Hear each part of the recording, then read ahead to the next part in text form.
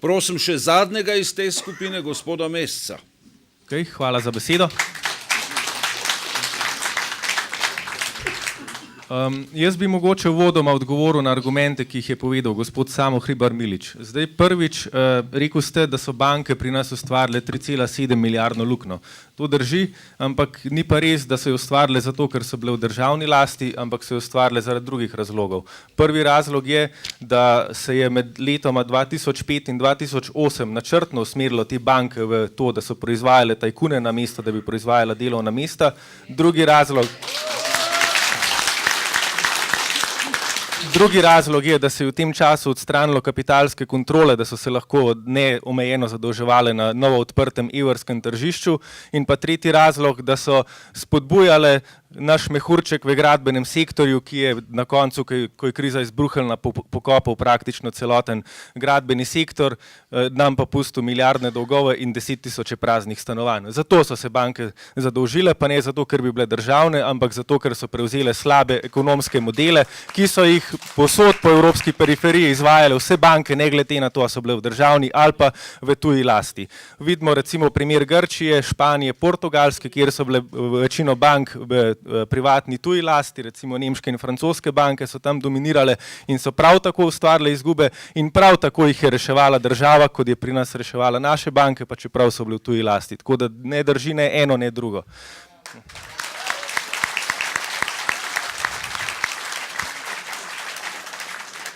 Druga zadeva, pravite, da so državna podjetja pri nas ustvarila 200 milijonov minusa. Podatki, ki jih vam jaz, so drugačni.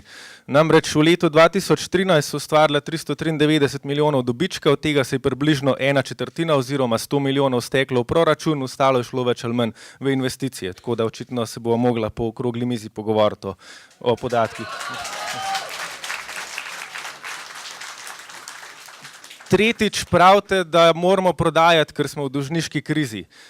Mogoče res, ampak poglejmo številke. Če prodamo po spisku teh 15 podjetij, kar imamo zdaj narejeno, pridemo do tega, da bomo v proračun zbrali 1 milijardo evrov. A veste, kaj 1 milijarda evrov danes pomeni? Slovenija je zadolžena za 28 milijard, se pravi, lahko dolg zmanjšamo na 27, koliko nam bo to pomagalo, pa si slikajte sami. Če prodamo vse državno premoženje, ampak tukaj noter je komplet infrastruktura, železnice, avtoceste, Luka Koper, vse, potem mogoče zberemo, tako kot ste vi rekel, 10 milijard po optimističnem scenariju, ampak nam še vseeno ostane 18 milijard dolga. Kaj bomo prodajali potem? Na to vprašanje vam jaz ne znam odgovoriti.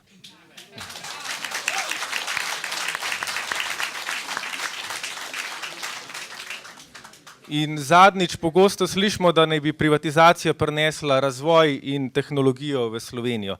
Zdaj tukaj lahko pogledamo dva empirična primera. Prvi je Slovenski Telekom in Hrvaški Telekom. Hrvaški Telekom je bil prodan leta 2002, Slovenski Telekom je ostal v državni lasti. Kako sta se razvijali te dve podjetji? Slovenski Telekom je približno ohranil število zaposlenih iz nacionalnega podjetja, postal regionalna sila in razširil svojo infrastrukturo, da je Slovenija, če se ne motim, tretja najboljša v Evropi po razvitosti telekomunikacijske mreže. Zdaj poglejmo, kaj je naredil Hrvaški Telekom, ki je v lasti Deutsche Telekoma, ki kupuje tudi Slovenski Telekom. Nemški Telekom je v tem času iz Hrvaškega Telekoma odpustil polovico zaposlenih, število zaposlenih se je zmanjšalo iz cirka 11 tisoč leta 2002 na 5500 leta 2014. Druga zadeva, kot smo slišali zadnjič na nacionalki, ko smo imeli o tem debato, na Hrvaškem je infrastruktura kakih 10 do 15 let za slovensko. To pomeni, da imajo široko pasovna omrežja v glavnem po večjih mestih, mobilni internet prav tako po večjih urbanih središčih, medtem ko na otokih, na podeželju in tako naprej, kjer pri nas imamo povsod optiko in povsod široko pasovna omrežja, teh omrežij ni, enostavno zato, ker se pač privatnemu lastniku take investicije niso izplačale. In tak scenarij zdaj grozi Slovenskemu Telekomu.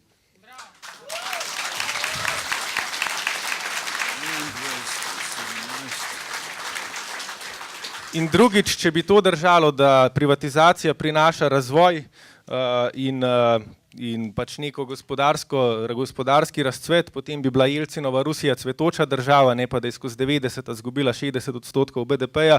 Hrvaška, ki je s privatizacijo kakih 20 let pred nami, pa ne bi imela leta 2014 manjši BDP, kot ga je imela leta 1980.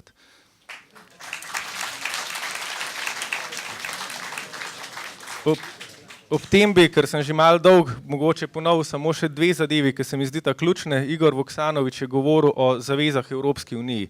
Mislim, da je tukaj treba poudariti na to, da zaveze, ki naj bi jih Slovenija dala Evropski uniji in s katerimi nas zdaj ta drži za vrat, te zaveze so dale slovenske vlade. Torej, slovenske vlade so tiste, ki dajo zavezo Evropski uniji za to, da odgovornost za nepopularne politike prenesejo ven in potem pač slovensko javnost izsiljujejo s tem, da Evropska unija nekaj od nas terja. Ampak vse zaveze, ki so bile dane, so prišle s slovenske strani, ne z evropske.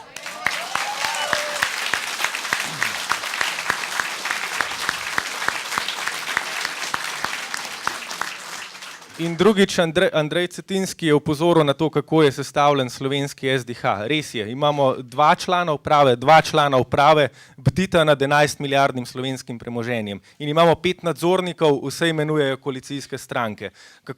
Kako jih bodo kadrirali, smo slišali danes na tiskovki SMC-ja. 3 člane bo dala največja vladna stranka, torej SMC, enega bo dal Desus in enega SD.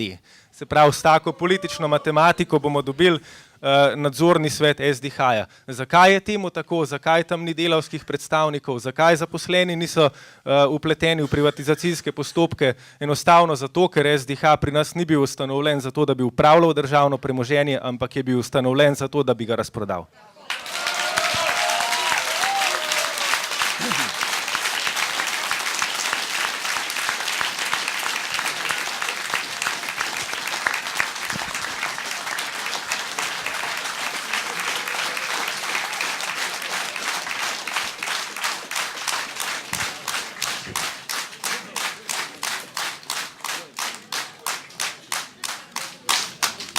Hvala lepa, Luka, tudi tebi hvala lepa.